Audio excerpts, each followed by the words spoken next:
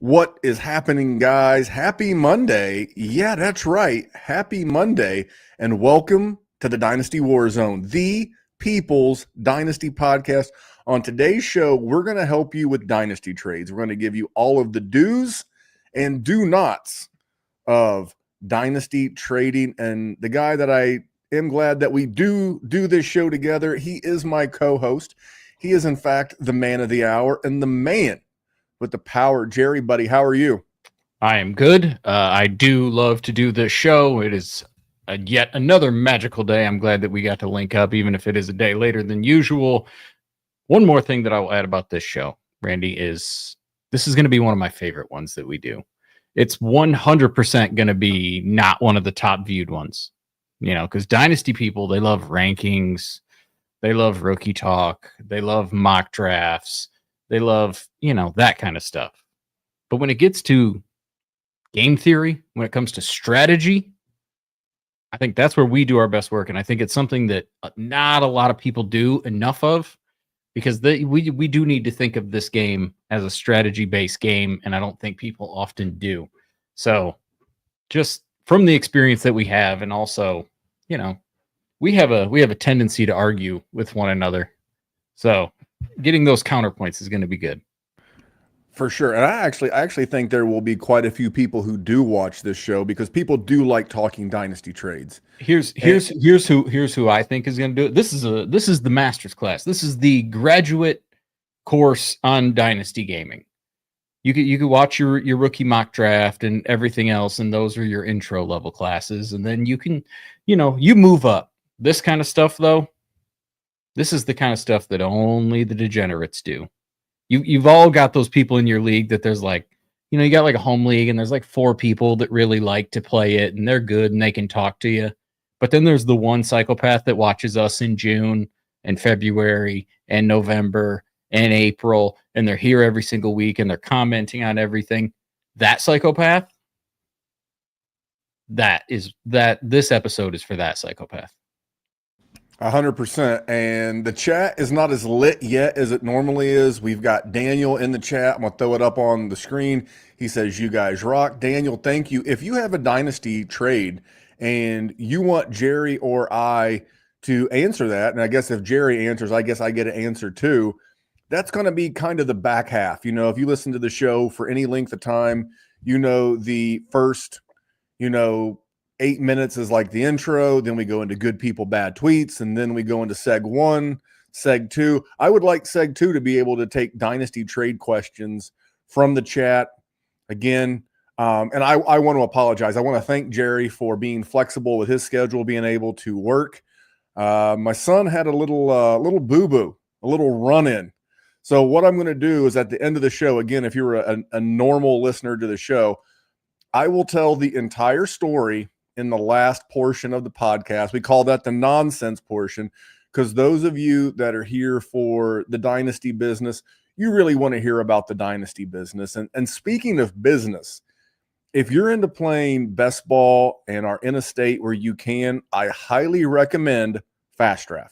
Let's face it, most people that play fantasy, they don't play DFS, they don't play big best ball tournaments. Why? Because it's too complicated and they feel like they can't win. And that's why we developed the Fastdraft Flex 4 game. You just draft any 6 guys, the top 4 enter your lineup every week. So if you love Garrett Wilson, you think he's going to outscore Tyreek Hill, or you love Breece Hall and you think he's going to outscore Devon Achane because you're a big Jets fan, if you're right, you will make money. You don't need to be running big data models. You don't need to be soaked in strategy and understand the schedule forwards and backwards. That's the beauty of Flex 4. Sure, those with great strategy win more money, but those that have strong takes on players can also go out and monetize those positions. And the beauty is it's just $5 a draft, just $5. You can draft 150 times and the winner gets 10 grand. So use your host promo code to get a $50 deposit match. So when you deposit, use that promo code and then you get $50 on me, because Flex 4 is a whole new way to play best ball. He's just out here passing out $50, man. He's out here handing out President Grant in paper form, $50, $50. There is something new, and I was hoping that he had pre-recorded a promo for it. Now, he mentioned in the model that the Flex 4 game is really It helps the person who's never really done a lot of best ball work. But if you're a best ball degenerate like Jerry and I are dynasty degenerates, we just rolled out a new contest called the Rabbit. The Rabbit's a $20 holler. It's a little bit more pricey. I believe, if I remember correctly, it's a $50,000 prize pool. And here's the thing, Jerry, you play poker, right? I do. I also play poker. And what is the worst part about playing poker, especially like at a casino? Probably the rake. It is 150,000% the rake. For those of you that have never played poker, the house will take money out of the pot. That's how they make money. This game that I'm referring to, called the Rabbit, it is rake free, which means the prize pool gets fed. I don't know a better way to say it. So it's a more expensive contest. You get, what was it, 1 quarterback, 2 running backs, 2 wide receivers, a tight end, and 2 flex. So it's a bigger number of players drafted. But if you use our promo code, which is WarZone, all caps, all one word, WarZone, you deposit 50, you get 50. That's 5 entries, Jerry. Now, normally your $50 gets you 2.5 entries. But with the Podfather out here just, passing out fitties, the next thing you know, you got 5 entries. So go check out Fastdraft, download the app. And for you guys watching YouTube, it's the first thing in the show description. It's not what we're talking about. It's not Jerry's hat size. It's literally the Fastdraft app. You click the button and you go. So there you go. That is Fastdraft, promo code WarZone. Now, Jerry, normally this is the portion of the show where we do good people, bad tweets. But I spent a little time in the, I'm not going to say emergency room. It was like the med check last night. So I've not been on Twitter a bunch lately, but I thought we would discuss the trade that went down today in the NFL. I'm still at work, and one of our patrons, and I don't remember who, they instantly posted in the group chat, Arthur Smith finally got Jonnu Smith. And then there was, obviously Jalen Ramsey, I think, was the prize portion for the Steelers. And I think Jonnu was, like we're going to talk about here in a minute with throw-ins, I think Jonnu was the throw-in. But from a dynasty and even a seasonal fantasy perspective, what were your takes on this trade? I actually immediately thought of you because you have been touting Pat Freiermuth for a long time, buddy. So what do you feel? Are you done with him? I'll start with sadness. I'll start with the has first. The ship sailed? I was the first thing I heard was sadness. It was like Taps, the song they play like at military funerals. Yeah. I don't have it. That would have been great if I had it queued up the way like the Podfather has things queued up. If I'd have had Taps play, we could play Taps for Pat Freiermuth. Aaron Rodgers, and again, every situation's different, but consistently throughout his career, Aaron Rodgers has not overly used the tight end anyway. No. And I just don't see, if there was a sliver, an iota of hope for Pat Freiermuth, it's that outside of DK Metcalf, who are the other options? We're kind of betting on the come with Roman Wilson. I like Roman Wilson more than you like Roman Wilson. And then there's Calvin Austin. But outside of those two, there's not a lot of options. I could see, and we talked about this, I think maybe 2 weeks ago, we talked about how we thought more teams were going to go to 12 personnel. A little bit more 2 tight end. I think it's going to continue to be a thing. The percentage of 2 tight ends, and I think you're going to see more of that. If you're an older dynasty gamer, you remember Aaron Hernandez and Gronk. I think the most current relevant version, and he's not really startable in a dynasty league, but like Noah Gray and Travis Kelce. Every once in a while, they can both have a game. I think you're going to see more of that, and that's what you'd have to hope for with Pat Freiermuth. But I want to ask you, a guy that I've come around on, and I think's the big winner in this equation is Jalen Waddle. What does this do for Jalen Waddle, in your opinion? I was not as down on the Dolphins as narrative would suggest. Yes, it was sort of ugly. And if you're a person that had Tyreek Hill, you drafted him early, yeah, you did not get what you wanted out of last year. And Jalen Waddle has been consistently pretty meh. I think he had one season where he had like 1,300 yards or something, and the rest of it has sort of been pretty disappointing. I'm excited about him. I have a lot of Jalen Waddle. He has not really helped me out in all of those leagues where I have had lots of Jalen Waddle, but I'm for it. As for Jonnu, you know, he was sort of a bargain as is, and I think it's sort of the same. I think it helps Aaron Rodgers a little bit. I mean, not many people are going to want to rely on Aaron Rodgers, but if he's available, he's cheap. You can have Grandpa as your QB3. I don't think it's the worst thing in the world. I love it for Waddle. I've been, like I said, I've been in on this for a while. I actually was liking Waddle because I thought they'd trade Tyreek Hill. And I don't think it's out of the realm of possibility that Tyreek Hill gets traded too. We got to see what the first couple of weeks look like, and they absolutely could. I think my concern is the same concern I've had with Jackson Smith and Jigba, is that who else? And then it would be Jalen Waddle and who else? Because then that defensive coordinator is, like, the phrasing I like to use is, as that defensive coordinator is driving to the stadium, you're not worried about Tyreek Hill. You're not worried about Jonnu Smith. It's all about Devon Achane and Jalen Waddle. So at this point, we have one guy gone. The one thing I will say also I like about Jalen Waddle, is we've said this before too, is I like the upgrade at the quarterback backup position. You know, I'd be curious to see what Quinn Ewers can do in the NFL. They got the MILF Slayer himself, Zach Wilson, in town. I mean, it's not a horrible spot, but I thought instead of good people, bad tweets, we would discuss this trade because, I mean, you got to admit, Jerry, it is appropriate to the night's topic. Yeah, I mean, it is. It's not a blockbuster by any means, but Jonnu Smith is somebody that we're drafting. Jonnu Smith in a tight end premium league is sort of the last guy you're really hoping for and you're happy to get. Did it change a lot for him? I don't think it really did. I think 40-whatever-year-old Aaron Rodgers is probably more conducive to fantasy points than Tua is at this point. I'm cool with it. And like you said, there's really just not a lot of people in Pittsburgh. Like, it's DK. And for me, it's just DK.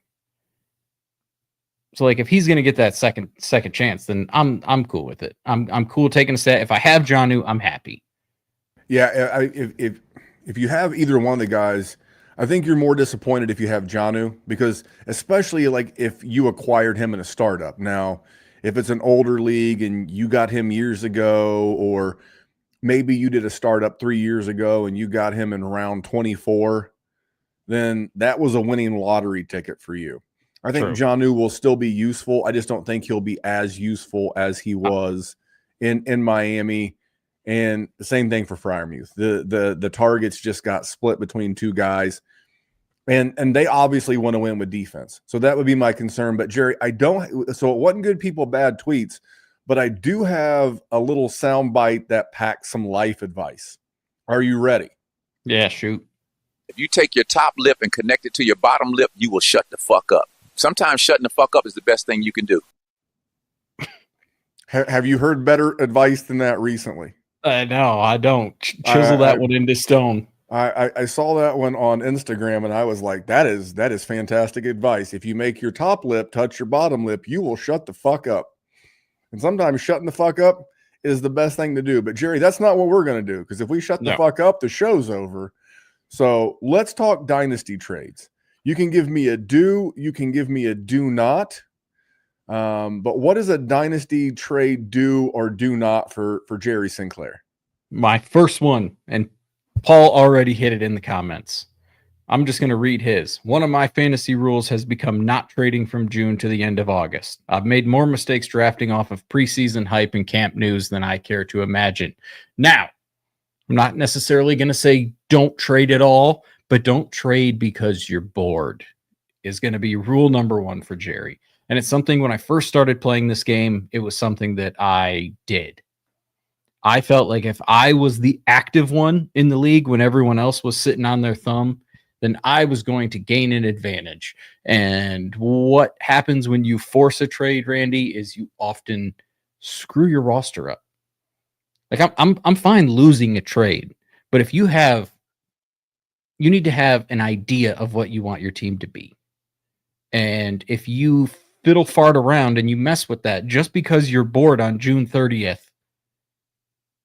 you're derailing the season. You can ruin your season in one quick swoop of you doing something stupid. You make a big monumental trade because you want to be the guy that has a big monumental trade, or lady, and then that person gets hurt, or that person gets traded, or that whatever happens. They crash on a Houston freeway or whatever the hell Rashi Rice did. Anything can happen. And your situation changes dramatically. Don't do that. Like, just, it's okay that you've created a team and you just want to see what it is.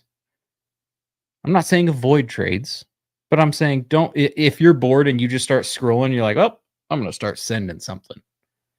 Don't. Like, just don't. It'll be okay. Like, there will be plenty of opportunities for trades. Can I add an addendum to yours? Please. To me, and I'll get in more into this later, but trading's about the market, right? It's about knowing the market.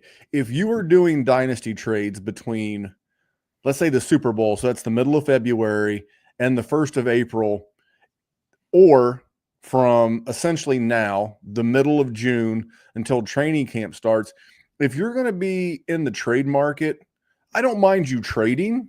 You shouldn't shut it down. You shouldn't trade out of boredom, but just dip a toe. Literally just dip a toe. You know what? Hey, I heard Memphis and Jerry, Memphis will not shut the absolute fuck up about Theo Johnson. I'm going to go see what it would cost to get Theo Johnson. Hey, I want to go see what the current valuation is of a Jalen Waddle, a guy we just talked about in the good people, bad tweets. Those are okay. You're making speculative trades. Maybe you live in a market. Like, again, I'm an indie guy. I'm in on Daniel Jones. I was listening to a podcast today as I was driving home. It said Daniel Jones will be the starting quarterback for the Indianapolis Colts week 1. Write it in Sharpie. And I was like, okay, point taken. So if you live in Kansas City and you know something about the health of a wide receiver or a running back, or you just happen to see it on X, those are the kind of trades that you can poke around right now. But to Jerry's point, the big mega trade where you send, Omarion Hampton, a future first, and Brock Purdy, and you go out and get like 5 aging veterans because you want to win, and one or more of those veterans get absolutely nuked because it's going to happen, guys. It happens every year. And I hope it doesn't happen to you. And I really hope it doesn't happen to them. Fantasy football happened to me. Fantasy football is more fun when all the stars play. True. Is that a fair assessment? It is. I mean, there's more points scored, more points, more fun. And that kind of takes me into my other one, which is you don't need to trade for points right now. Do not trade for points right now. I heard this today, again, same podcast. They were talking about the difference between when a general manager drafts and when a coach drafts. When a coach helps with the NFL draft, they just see a hole. We need a guard. We need a wide receiver. We need a this. And the general manager, which is what you're supposed to be of your dynasty roster, their job is to look at the needs now and 3 years down the road, and what does this move do to this move? And I was like, that's very well said, because we all do. I'm guilty of it. Hey, this, Jerry, this team's a contender, and I could use some depth at wide receiver. Are we filling out a lineup over the 4th of July? I'm not. You? Nope. Exactly. So don't get caught up with gaps in your roster, because you can always try to find a guy that can Band-Aid something along. So what do you think about that, Jerry, about, not chasing points right now? Like, you should always look at the players in terms of what points they were put in your roster, but don't overvalue those points in June or July. 100%. And I'm just going to lump my next one into it because it's sort of the same thing. So you said don't draft for points right now. And my thing is going to be don't trade your 2026 first right now. There are very few situations that you could possibly be in where that's going to be a good move right now. Because, Randy, you don't want to draft for points right now, but at some point, you are going to want to, and you want that $100 bill in your pocket. Because I promise you, a first-round rookie pick is always going to make every deal possible. It is. There's something about just seeing it that Dynasty players want to do. And if you are going to trade that first and try and get these big monumental players and get all your points right now, you run all the risk. Because that first-round pick, Randy, is not going to crash on a Houston freeway. It's not going to punch anybody. It's not going to drink. It's not going to tear an ACL. It's not going to rip its shirt off in the middle of the field and run around like a crazy person like Antonio Brown, who just got arrested, which is crazy, murdering people, I guess. But allegedly. We are not a law podcast. I wasn't even there.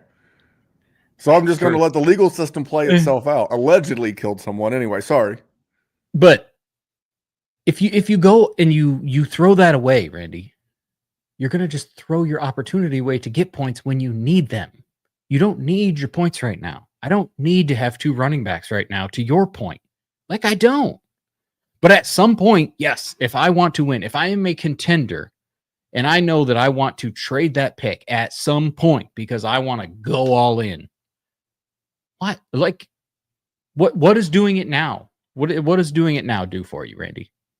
It doesn't do anything. It's actually very counterintuitive. If you move your rookie pick now, not only will it be the one thing that holds value, it can't get arrested, it can't get hurt. When you move your first, it needs to be at a very specific, easy for me to say, specific time of the season.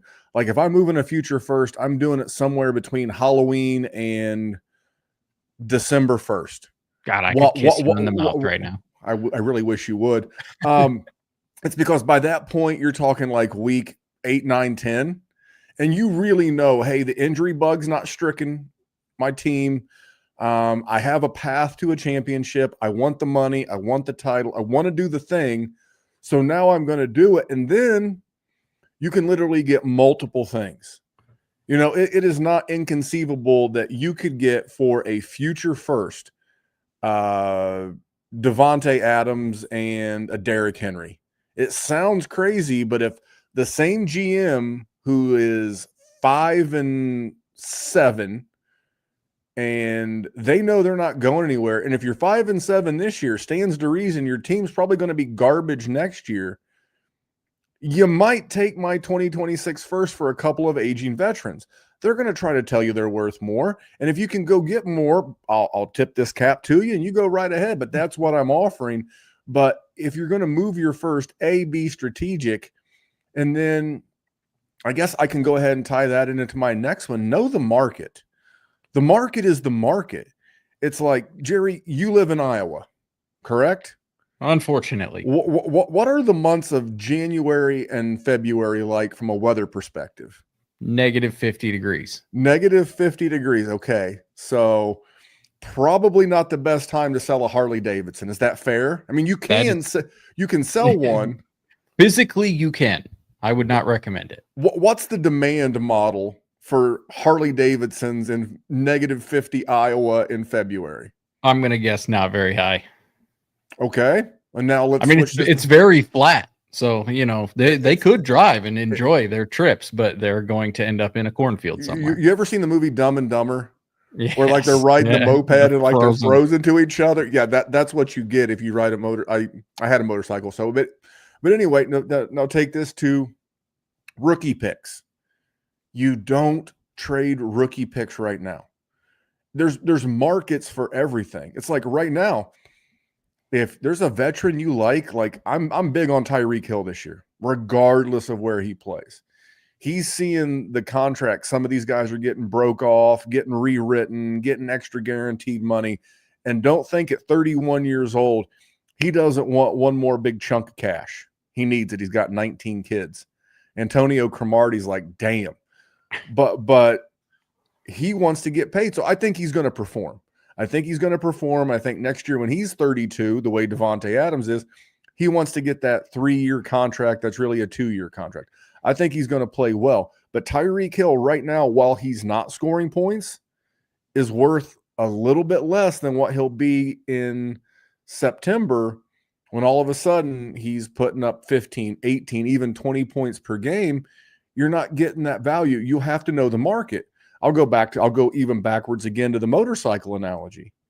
If you're in the market and you have the money and you really want a motorcycle and you've wanted one for a long time, you don't go buy one right now and when it's June and it's 85 degrees and you're cruising around, looking cool because you're on your motorcycle, because you're going to pay more, because there's more demand for that product.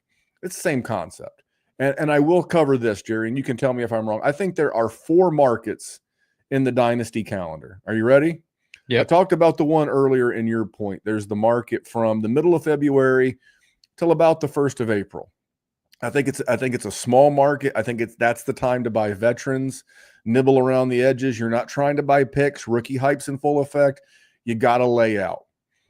Then you have the 1st of April till about now.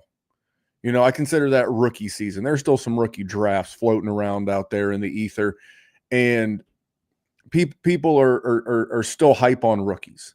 So if there was a time to sell rookies and you could get like a bunch for a guy, or news comes out, the RJ Harvey news with J.K. Dobbins, that's going to impact it. Then you go into another dead season now till about the end of camp. Then you go into point scoring season. And you have to know what those 4 parts of the calendar do to the value of everything on your roster. Hey, in this season, veterans are worth this, and rookies picks are worth that, and upside players are worth this. And you have to understand the market to move within the market. Does that make sense? 100%. And this is something that we have said for longtime listeners of the DWZ. You have heard us make this argument over and over and over and over again for the better part of a decade. We do it annually as a reminder this time of the year, because again, it goes back to your first dynasty don't trade out of boredom. The thing is we're going to have to keep doing it. And it's because it's so critical. It is giant jumps in player or pick values based on the market that we are in. I like your term for the market. It's just something that's never going to end. Rookie season, rookies will always be more valuable because it's all anybody ever wants to talk about. And when they're scoring points, those players that are super sexy, like how valuable is Bashal Tutin right now? Right? Like he's relevant. There's a real chance in week 8 nobody cares about that dude. And he's absolutely irrelevant to everything we are, and his value will dip because he's not scoring you points. He's not helping you at all. And nobody is talking about him because they're talking about the people that are actually helping them score points. And I'm just using him as an example. He may be awesome for all I know. But that is going to continue to happen every single time. So don't go spending crazy amounts on a veteran during the season. You're going to overpay. When it's April 21st and you're a week away from the NFL draft, don't try to buy a first-round rookie pick. You are going to piss value down the train. Train? Jesus, Jerry, have a stroke. Flip that script. You exploit it, my friend. If you know what the market is and you know what your opponent's tendencies are, why would you play right into it? Read The Art of War by Sun Tzu. He will tell you, let your enemy defeat themselves. You exploit their mistakes. You let them defeat themselves. Well, I'm going to roll into another do, and it's going to be do the work. But if you're like, fuck that, I don't want to do the work, I want someone to do it for me, and I'm willing to pay a couple of bucks to get it, you could be in the market for Dynasty Deluxe. If you play in Dynasty, you need Dynasty Deluxe, our premium package for Dynasty Leaguers. We rank over 300 players, updated every week, all year long. And there's a win now mode and a rebuild mode with superflex and tight end premium controls. And a Dynasty League sync where you can say, sync down all of my sleeper teams, all my FFPC teams. And then you can browse around your leagues for who has needs. And then you can use our trade finder to see what kinds of trades are happening in leagues that are similar to the one I want to do. Then you can analyze trades using our trade analyzer, which balances the lifetime value, which includes pick values out to like 2028. All of that plus the rookie guide, $25 value is included. So if you're just in one Dynasty League, Dynasty Deluxe is well worth it. And use your host's promo code, and you can bump up to all in and get $25 off. You can't beat a good Podfather. Mind blown ad. Promo code's WarZone on that. And that's, again, if you don't want to do the work. If you want just tools at the ready, you're not going to find a better Dynasty product than Dynasty Deluxe. The promo code WarZone. Same for Fastdraft. But yeah, when I say do the work, this is the part of the game that I absolutely love, because it's like, it's a cheat code. You just have to be willing to do it.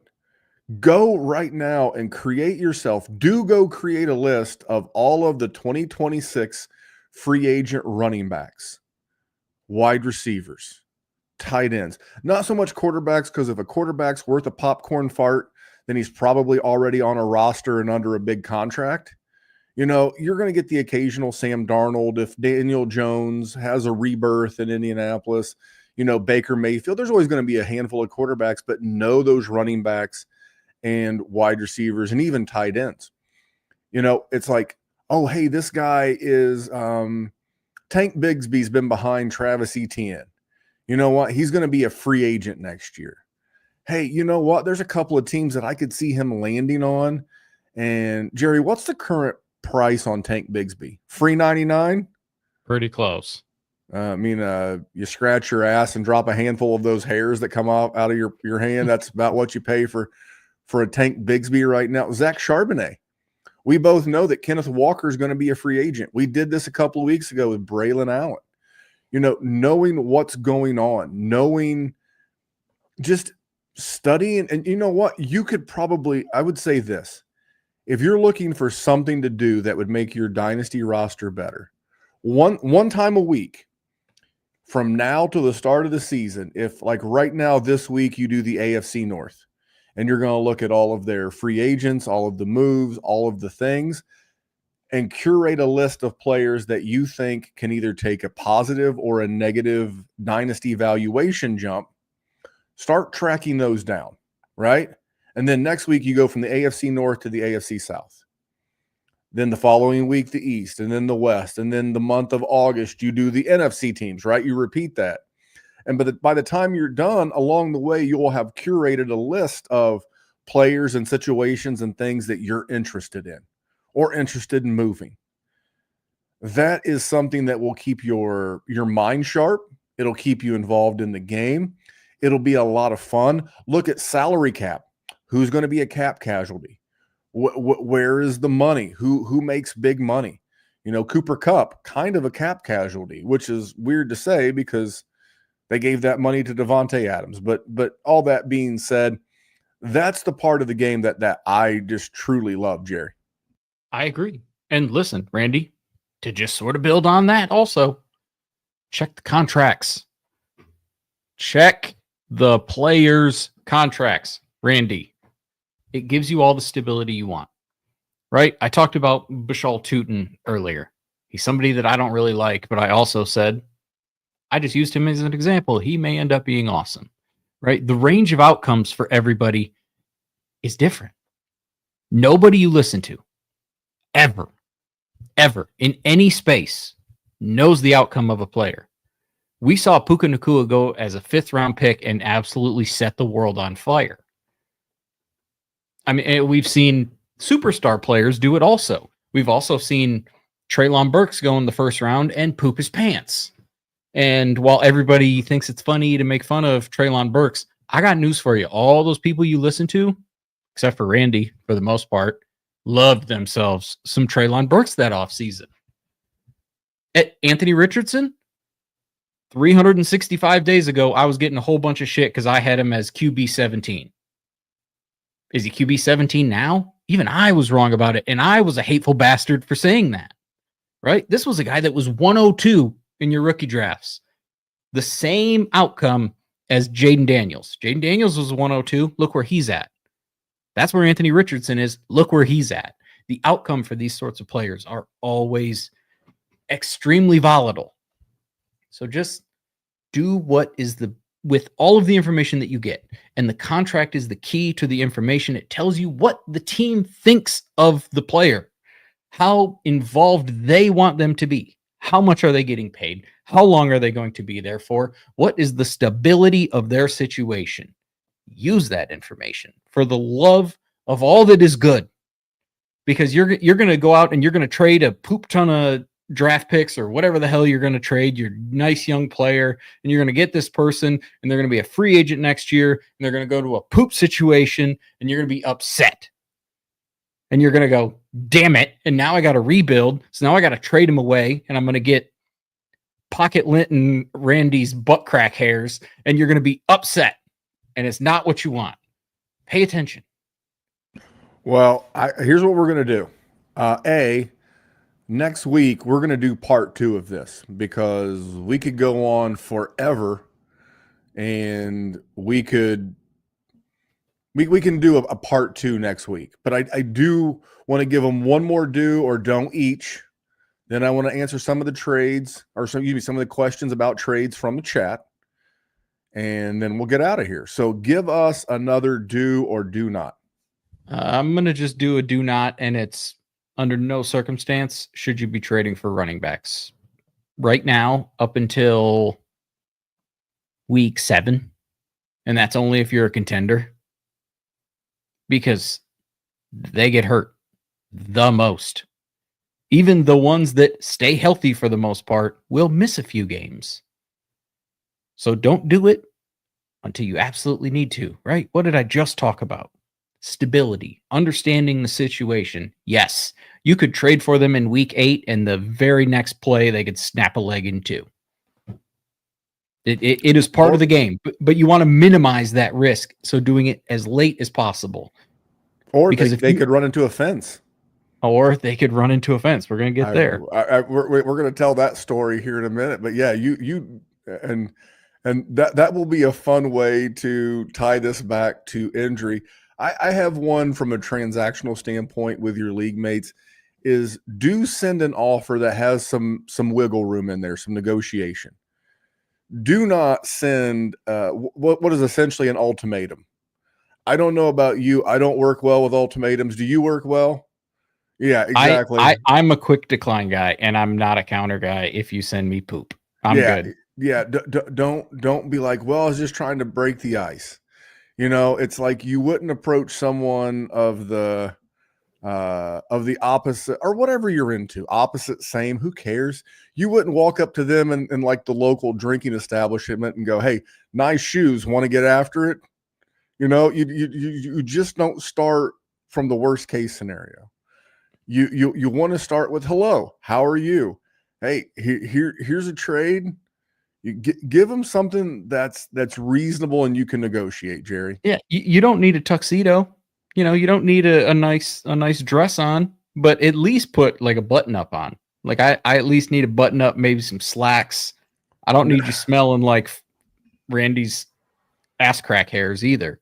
You know, look pretty at least, and that's what a trade offer should be. Doesn't have to be your best foot forward, but I need something. I need something attractive to me so that I'm willing to deal with it, right? Like if you got, you know, you got one eye, it's dark in the bar. I haven't noticed it yet. The rest of it's good. You know, maybe we could work with it a little bit. Well, I could sit here and talk about, you know, Cyclopses. Look, I think it was Willie Nelson. He had a song that said, "I never went to bed with an ugly woman, but I sure woke up with a few." I mean, I'm not going to kink shame. It's bound to happen. So let's get into some of these trades. These people, Come by on an off night, a Monday night. You're used to Sunday night. We'll be back next Sunday. And next Sunday, I just wrote it down because it's my favorite piece of trade advice of next time. I will put that on next week's show. It's my favorite trade advice of all time. It takes you a minute to get it, but when you get it, you're like, hey, that son of a bitch is on to something. Let's get into some of these trades, Jerry. Daniel, first commenter of the night. You bet your ass you're getting your question answered. Daniel says Adams, which I'm Devontae, and Saquon, or Bucky, which Bucky Irving, and Lad McConkey, Jerry. Which side of you of this trade are you on? He didn't say contender or rebuild or whatever, but for me, it's pretty simple, but I'll let you go first. 100%. It's Bucky and Lad, no matter the situation. Correct. See, this for me can go right back to the you're not trading for points. This is a win-win. How many points per game difference do you see in Lad McConkey and Devontae Adams? Lad McConkey's going to get more. Okay. And how many points do you see between Bucky Irving and Saquon Barkley? Saquon will probably get 3 more points a game. Okay. But if you add Bucky and Lad together, and then you add Adams and Saquon together, week in, week out, you're probably going to get between the same 35 to 40 points a week out of each combination. Except I can get like a 24, 25-year-old running back and a 23-year-old wide receiver as opposed to a 27, 28-year-old running back and a 32-year-old wide receiver. It's as easy peasy lemon squeezy. At their absolute peak, everybody's 27 or 25 in the case of the running backs. Then clearly it's Adams and Barkley, but they're not. Adams is 32. And Lad McConkey is going to be someone on your roster for the next 4, 5, 6 years. Devontae Adams, I don't think he's going to do great this year, so he's not going to be a long-term dynasty piece. Saquon Barkley is coming off of an all-time season, and he's not always been the healthiest guy around. So for me, this is a slam dunk, easy peasy, give me Bucky and Lad. Because I'm getting 100%. I'm getting the same points. Yeah, I'm not even a Bucky guy. I am sort of a Bucky hater. I think, I think 5 of his 6 highest point games were all against the absolute worst teams in the NFL last year, but still not even close. Contending, rebuilding, I will take them both. Not really a trade question, but our good friend, the Hairy Snowman, last WarZone live for a while, leave mañana for Lisbon. Love you guys. See you on the other side. Love you, Harry, man. And literally on the other side of the ocean. Yeah, guys are the man. Well, I'm on Eastern time. You're on Central time. He's only going to be 6-7 hours. I don't know what the time gap is. Yeah, I don't even know what that time zone is. Like I said, I know England's 6 from Eastern time, so I figure they're a little bit further east than that. So call it 7, 8. So instead of watching us at night as he's going to bed, he watches us in the morning as he's driving to work. Harry, we will catch your ass down the road. Next question: how far down will Jonnu drop? A hair. I mean, a little bit. I mean, I don't have my dynasty rankings pulled up, but I mean, I'll be honest. Jonnu Smith's been in the league for how long? Since 2017. Probably, yeah. And he's been relevant for like 2 years. Is it fair to call 2024 his breakout year? Yeah. Would I be a bad person if I expect him to, to show me he can do that 2 years in a row? I mean, I think it'll be surprising. I really do. I think we're looking at probably 550, 625 yards or something. Maybe he gets like 4 touchdowns, which is fine, right? If you're in a tight end premium league and there's 12 teams, that's startable for the most part. But he when you go against George Kittle or Brock Bowers or something, you're losing that match. But you knew you were, no matter what the situation was, if you had to start Jonnu Smith. I think he's in the same sort of range that he was before. How do you rank Ingram, Jonnu, and Kelsey?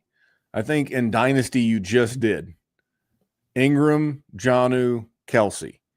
But if you're going seasonal, I would go Ingram, Kelsey, Jonnu. That would have been a tougher to discussion before Jonnu got traded to Pittsburgh, because you had to respect the situation there in Miami, Jerry. Where do you rank him? I'm for Dynasty. That's my ranking for Dynasty. It is Evan Ingram, Jonnu Smith, Travis Kelce, and then in seasonal, I'd go Ingram, Kelce, Jonnu. But I think at this point in his career, Kelce and Ingram, I think they're going to be kind of similar. I think in Dynasty, I think I would have Jonnu last. I mean, he's 29. It's not like he's young and he's never been that good. Well, see, 29 for wide receiver is older-ish. That's just like getting started for tight ends. I mean, Kelsey's like 35. I mean, true. I'm just saying, like, if I could get one season of Kelce of like 800 yards, I'm probably never going to get that with Jonnu. So I'll just take that shot. But Ingram is one for sure. All right. I agree. Let's see here. This is really much more of a statement. You can tell me what you think. Just traded Tank Bigsby and a 26 second for the 208. I mean, I'm fine. It depends. It depends who the 208 was, I guess. I mean, to me, who was the 208? What did they do for your roster? And you're hoping that Bigsby does not turn into anything. Yeah, but is he gonna? If you're going like the pick on the clock for the future pick in the same round, you're always going to have to add a sweetener. It's the 100%. It's the 26 second and a third. In this case, that other GM wanted Bigsby. It's a hedge. I think Bigsby, because of the way we came into the Tampa Bay Buccaneer backfield last year under Liam Cohen, and thinking it was Rachaad White's job, and all of a sudden Bucky Irving took his lunch money. That's kind of the reason why there's still some people excited about about Bashil Tootin, is because they're thinking they're hoping he's this year's Bucky Irving, Jerry. Yeah, I just let's see what Tank Bigsby did last year. So he had 2 100-yard games, one against your Colts and one against the Patriots. So no offense, 2 poop-ass teams last year. And other than that, the next highest game, he had like 55 yards. Like, I don't know. Like, I just think Travis Etienne is better than him. And I think Travis Etienne's going to be the starter. And I think they drafted Tootin to use him. So Tank Bigsby does nothing for me. So I'm fine with taking the year earlier pick. All right, let's see here. I just put it up there. If you're rebuilding, do you draft best available or need? I'm strong at wide receiver, weak at running back. I have the 104 and the 105. Should I draft a wide receiver at 4 or go running back for both picks, since this class is good at RBs? I think there's always, and I've stolen this, so I'm just denoting that I've stolen this. It's the Colin Cowherd rake theory. He said, if your wife gives you $20 to go to the store and get groceries, and you come back with a rake, even though it's the best rake on the market, it's normally $50, you got it for $20, your wife's going to be pissed because you needed food, you needed groceries. It doesn't matter what the value of the rake is. You needed what you need. You need what you need. There is not, if someone wanted to press you to get 104, maybe they really wanted Tet McMillan. Okay, I would listen to that, but I'm gonna go running back, unless it is like I would see if anyone else wanted to trade, and maybe I could get a veteran running back, or maybe I could move back.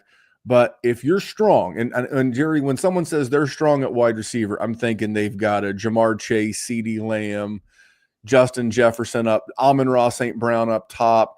You got a really good number 2. Maybe it's you've drafted well and you've got Drake London. Maybe you had Tyreek Hill. Those are your 3 wide receivers for this year. But you're really those are win now wide receivers. So that's what I define strong at a position is. If you're strong there, which is a very important position, if you put the right running backs out of this class onto your roster, you might chase for a championship. So I'm going to go with the running backs there. I would listen to trade offers, but I'm going to try to get the right running backs. Paul, I think drafting the running backs in those spots is both the best players available and helping fill the need. Like in general, it depends. Like I will definitely draft for need. If I need a quarterback and I've got, I'm at 104 and this didn't happen, but I'm just saying, like, if I have Cam Ward or Amari and Hampton available and I have poop quarterbacks and even mediocre running backs, like, I'm going to take the quarterback. But like in this situation, if you're strong at wide receiver, bro, I'm taking running backs. I'm popping them bitches every single time in this class. And again, the only wide receiver, and I like Travis Hunter, but if it's not Tet McMillan, I'm not the biggest Tet McMillan fan. So to me, I think not only are they the best value, your biggest need, they are likely the safer plays across the board, like a Travion Henderson and an RJ Harvey there. I've said before, I'm not spooked about the J.K. Dobbins arrival. He's on his 4th team in 5 years for a reason. We're going to do one more, and then I'm going to tell the story about my kid getting hurt. Sent an offer for Brian Thomas and got this free agent counter. Jackson Smith and Jigba, and I'm assuming that's Travion Henderson. Yeah. Countered with JSN and RJ Harvey. Is that compatible? Are you trading JSN and RJ Harvey for Brian Thomas? Because I am in 1.1 milliseconds. I am if it's Travion Henderson. I think Travion Henderson. You're trading. Hold on. Go back to that. What was that? It's in the comments. It's JSN. So essentially, he's trying to get Brian Thomas, and he's wanting to know, should he offer RJ? I'm offering RJ Harvey and JSN. Yes, I don't think I can give up Travion Henderson and JSN. No, I can't. I mean, God forbid, I want to see Brian Thomas do it again with Travis Hunter there. Yeah. Not saying Travis Hunter is going to come in there and steal his lunch money, because the one thing about that Jacksonville situation is that there's a lot of targets available. I mean, a healthy Evan Ingram out of Jacksonville and now in Denver, I mean, what would he have commanded? 100? At least 100, if not 115. I mean, 2 years ago, he set the record for the most targets in the history of the NFL at the tight end position. So I don't think it's I think it's fair to send JSN and Harvey. I don't think I'm Jared, I think when we talk about Fastdraft, I've got the biggest percentage of RJ Harvey on my rookie origins tournaments of anybody. And I'm telling you that I would much rather give him up and JSN than Travion Henderson. If you walk away from this trade and somehow you manage to have Travion Henderson and Brian Thomas Jr., we like to call that a jackpot, Jerry. Yeah, we do. I mean, there's a chance that JSN does just as well as Brian Thomas also. And that's why if I'm going to flip it, since I've seen, I don't even know if it's the ceiling, but I've seen elite level production out of Brian Thomas. I'm willing to give up the running back and a comparable wide receiver for it. Not to put names with it, but to just speak in abstracts. Like I'll take a similar wide receiver and a upside running back shot to get the elite producing guy. 100%. I think Henderson with where he went in the rookie drafts and with his situation, like I think that's too spicy for me. I mean, I don't want to sit here and call for touchdown regression, but I think it's fair to say that Brian Thomas Jr. may not catch 10 touchdowns. 100%. In 2025. And it's fair to say that Jackson Smith and Jigba could go from 6 to 10, or they could meet each other in the middle and both have 8. So as much as I like Brian Thomas Jr., I can't put that much extra cheese on the biscuit when I have a pretty comparable player as it already is, because you're giving up a big piece. It's True. reasonable. I don't think I would do it, Jerry. We're going to do part 2 of this show next week. We'll continue to take more trades. So if you're listening to this on the podcast version that comes out later in the week, it may even be July 4th. Happy birthday, America. I know we're a messed up country, but we're still the best country in the world. Believe that. But if you hear this when this comes out, make sure you tune in on Sunday, July 6th, because you tune in, you ask questions during the trade show. Jerry and I are going to help you out. What else do we have to do in June and July? We're waiting for training camp to start just like you guys. So if you're sticking around for the Dynasty advice and the trade talk, that is over. I'm going to tell you the story of why we didn't do a podcast last night. Jerry, are you ready? Yeah. All right. So yesterday we were playing a game, and I was already told baseball. Randy coaches baseball. If you, I coach baseball. My son and a group of fine young upstanding gents, and so it's a 2-run game. It is the bottom of the 6th. We only play 7 at the high school level. They don't play 9 like college or the pros. And 2 outs, and we're trying to get out of this inning. My son's playing right field. He's an outfielder. And guy hits a ball, and because he's right-handed, you have to understand the game. It's cutting. It's spinning. It's got English on it, and it's going toward essentially out of the playing surface. And my son is on a dead sprint. Well, in baseball, it is common courtesy, good teammate work, that if you get within about 30 or 40 feet of a fence, everybody yells fence.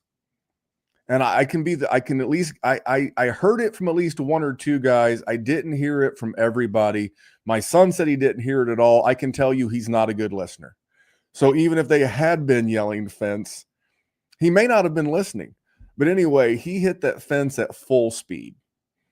So imagine an 8-foot section of fence, right? You got a pipe, you got an 8-foot section of chain link, you got another pipe. His shoulder, face, forehead, and chest hit the chain link fence. He's got a little cut above his lip. He's got a scratch on his eye. He's got a cut on his shoulder. But his knee slammed into that post as hard as humanly possible. And he was down, immobile. And you could see blood instantly start, because, baseball pants are white. Sometimes they're gray, but these were white. And it instantly became a blood circle about the size of a baseball.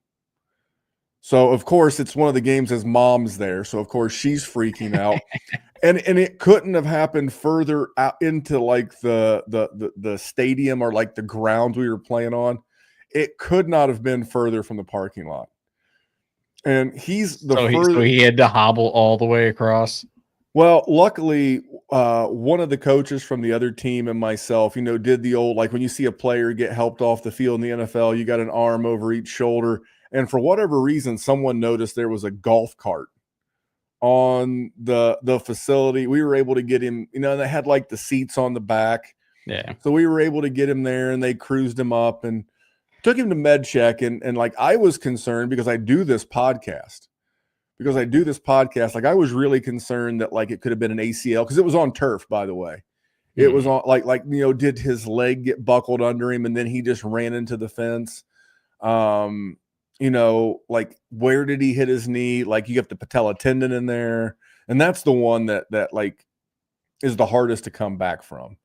But luckily, it looks like outside of like 12 to 14 stitches, that seems to be the worst of it. He was already able to, now he's got one of those neoprene gimmick braces on there with like the stabilizer to keep you from bending your leg. And, he was able to gingerly walk around. And I didn't bother him with it because it was late Sunday night. Good friend of the show, and he used to do segments for us. He's a doctor of physical therapy, Dr. Kyle. my wife has a Dr. Kyle in her social circle. Her name's Megan, and she's a doctor of physical therapy. And it looks like he could literally be, he probably won't play in our tournament next week, but he could play in the one after that. And he's pretty good shot at playing at the final one. So I had to finish. All the stitches are on the knee? Just kind of above the cap. Okay. Like just kind of above it. Did his teammates laugh at him? Oh, absolutely not. This is, now they're probably laughing at him now, but this is as serious as I've seen these knuckleheads all season. And you know, that's why I love sports. It's why I love Dynasty fantasy football, is that the outpouring of, hey, what's going on with Vinny? Hey, how's Vinny doing? Parents that aren't even on our team that just know him from like our parent group chat. I'm getting calls today. I'm getting texts today. Hey, how's Vinny doing? Eventually I just started copy and pasting the same text to everybody because I got tired of rewording it. I was like, copy, paste. But you know, people are kind. People are generally, you know, genuinely, you know, concerned for him. But it looks like he avoided the worst of it, and we're going to be able to do this podcast, which is good. So this is why it's good to be 18 years old, because, you know, he'll be able to bounce back and he's fine. Probably about a week ago, 10 days ago, Randy, I go to take my dog out and I get to the bottom of the stairs and she sees a rabbit outside of like the clear, like the glass door. And she like rips my shoulder and I'm not paying attention. So I buckle to my knees. I fall and hit my knee. I like fall 2 stairs. Boom, boom. And I bang my knee down. I had a bruise, like just a wicked bruise, not like Vinny's, but like a bruise. Randy, it still hurts today. Getting old is bull crap, and it's horrible and it's miserable. So I know that it's probably annoying as all hell for him, especially because this is his last summer before he goes to college. Go Bearcats, you know, but I'm glad the brother is doing okay. You know, I guess they've put out a movie within the last 5 or so years, but the Jackass, because you're of an age where you remember when Jackass was all of the rage. If you don't know, Jackass was one of the pioneers in reality television, and they did pranks and stunts, and like someone got hurt every time, but they had a theme song when that show was like, I think it was in one of the movies maybe, but it was like, if you're going to be dumb, you got to be tough. And unfortunately, because I am his father and I'm pretty dumb, but I'm also pretty tough. And luckily he gets that from me. But yeah, he's going to be okay. And that's why the Dynasty WarZone went live on YouTube a day late. But I want to send a shout out to Matt and Nick and Alex, the guys. You know, obviously everybody knows the Podfather. Nick's our producer. Alex is kind of the content director of everything. Everybody was super kind and, you know, helped us behind the scenes. But we should be back to business. We're off this weekend. No one's going to get hurt this weekend. Now, I will leave you on this. It's a holiday weekend, Jerry, and I saw this tweet the other day, and I screenshotted it, and I posted it, and it was like, someone today, as we record June 30th, will have all 10 fingers. I knew where that was going. For the last time in their life. Yeah, that's true. You know what? Here's what I will say. You said America's the best country in the world. You know what we need to get rid of? Fireworks. Fireworks suck. My wife is going to my in-laws' house, and he is because they live like in a little small town, and like fireworks end like at 10. Where we live here, just north of Indianapolis, it's like they go in like the limit, the legal limit is midnight. And they're going until 11:59. The cat's all out of sorts. The dog's all what's that barbiturate or whatever, like Trapsodone or whatever. It just kind of takes the edge off. Got to give my dog a Quaalude so she doesn't freak out. It's a mess, but I'm going to enjoy the weekend off, and I'm glad to have a tag team partner like you to do this show with, and we'll talk some more trades next week. Like I said, I got my number one piece of trade advice that I have. And thank you for all the kind words in the chat. I see Daniel and R. Shafe, wishing Vinny all the best. Thank you guys. He's just he's a little bummed. I'll tell you, he was more bummed about not going to jiu-jitsu tonight. So Monday's jiu-jitsu night, he started 2 weeks ago. Oh, shit. I didn't know that. And like he had like that sad puppy dog face on his look on his face when I got in the truck. He's like, "You going to the gym?" "Yeah, buddy, I am. You'll be back soon." Speaking of jiu-jitsu, did you watch the UFC fights at all? I did watch the UFC fights. Okay, so I don't really care about UFC, but it's always on at work. The one fight with the guy, I don't know his name, Van, where they were just like trading punches at the end. Fucking wicked. Oh my God. That was a good fight. Here's a little piece of advice for you if you stuck around this long. The UFC, if you have even a little bit of interest in combat sports, it is the best sporting event to attend live of any sporting event, period, point. I've been to the NFL, Major League Baseball. I've been to the NBA. I've been to, it's not really a sport, but it's like a spectacle. I've been to pro wrestling. I've been to everything, and there is something like one day, I don't know that boxing will ever have this again, but there's something about that big fight feel. That Floyd Mayweather, Conor McGregor, that Mike Tyson fight. I don't know that boxing will give that again, but if you ever get a chance and there's a big UFC fight, and the big fights are kind of going away. Like there's no more Conor. There's John Jones just retired. Chuck Liddell's been retired forever. But when they get that big UFC fight, I'm telling you, even if you just go to Vegas for the weekend, fight night is something else. Jerry, you're something else. We're going to be back next week. We're going to talk more about trades. I thank everybody for the questions, and I really appreciate how much you guys care about your dynasty rosters at the end of June, 1st of July. We'll be back to help make those rosters even better next week. Shout out to my homie Jerry. Follow him on Twitter X at JerrySendDWZ. You can follow me at DWZ Memphis. And until next time, peace. Hey, I want to thank you for being part of this broadcast. If you have any thoughts on it, leave a comment. If you enjoyed it, make sure you leave a like. And if you want to see more shows on the Player Profiler channel, subscribe to it. That's how we know you want more.